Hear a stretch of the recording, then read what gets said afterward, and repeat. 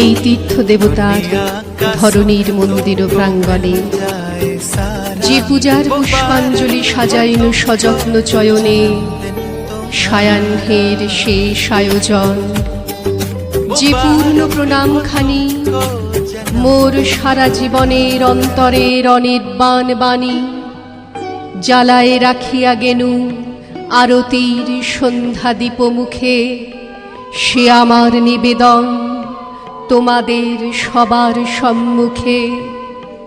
হে মোর অতিথি যত, তোমরা এসেছিলে জীবনে, কেহ প্রাতে কেহ রাতে, বসন্তে শ্রাবণ বরিশনে, কারো হাতে বীণা ছিল, কেহ বা কম্পিত দীপ শিখা এনেছিলে মোর দ্বারে।